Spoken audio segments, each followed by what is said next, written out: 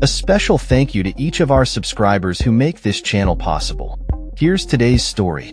In a significant move, President Donald Trump has ordered the deployment of 2,000 National Guard soldiers to Los Angeles County amid escalating protests over recent immigration enforcement actions. This decision, announced by Secretary of Homeland Security Kristi Noem during her appearance on CBS's Face the Nation, aims to maintain peace and prevent a repeat of the civil unrest witnessed in 2020. The protests erupted in response to operations conducted by Immigration and Customs Enforcement, ICE, which have drawn criticism and sparked outrage among various community groups and activists.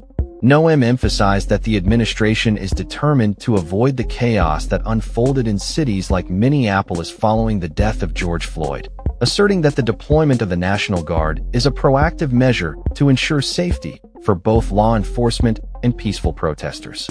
The situation in Los Angeles has been tense, with clashes reported between demonstrators and immigration authorities. Noem criticized California's Democratic Governor Gavin Newsom for his handling of the situation, suggesting that he has made poor decisions that have exacerbated tensions. Newsom, on the other hand, responded to the federal government's actions by claiming that there is no immediate need for such a large military presence, arguing that the state has its law enforcement adequately equipped to handle the protests. He described the deployment as a spectacle rather than a necessary intervention, indicating that it could inflame rather than alleviate tensions. This deployment marks a historic moment, as it is the first time since 1965 that a president has sent troops into a state without a request from the state's governor. Elizabeth Goidian, a senior director at the Brennan Center, highlighted the unprecedented nature of this decision, raising concerns about the implications of federal military involvement in local law enforcement matters. The protests in Los Angeles were sparked by ICE's recent operations, which have reportedly resulted in the arrests of individuals with criminal histories, including serious offenses.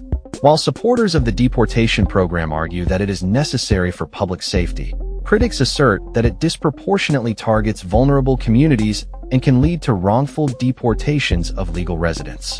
A recent CBS News poll indicated that while there is a majority approval for the deportation program, there is also significant concern regarding the potential for errors that could harm innocent individuals. As tensions rise, Defense Secretary Pete Hegseth has indicated that active-duty Marines stationed at Camp Pendleton are on high alert and could be mobilized if violence escalates further. In response to the deployment, Los Angeles Mayor Karen Bass expressed confidence in local law enforcement's ability to manage the situation without federal intervention. She emphasized the importance of local governance and decision-making in addressing community issues, suggesting that federal troops are unnecessary at this time.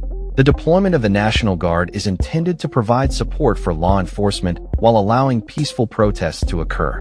Noem stated that the soldiers are specifically trained for crowd control situations and will help ensure safety around buildings and for those engaged in peaceful demonstrations. She reiterated that the National Guard's presence is meant to maintain order and prevent violent outbreaks, which have unfortunately become a hallmark of some protests in recent years. As the situation continues to develop, it remains to be seen how the presence of the National Guard will affect the ongoing protests and the broader conversation around immigration policy in the United States. The contrasting views between federal and state leadership highlight the complexities of governance in times of civil unrest and the challenges that arise when local and federal authorities have differing approaches to public safety and community relations. With the eyes of the nation on Los Angeles, the unfolding events will likely set a precedent for how similar situations are handled in the future, especially in the context of immigration enforcement and community rights. That's all for this story. We upload videos every day covering many different subjects, so hit that subscribe button to stay informed. Thanks for watching.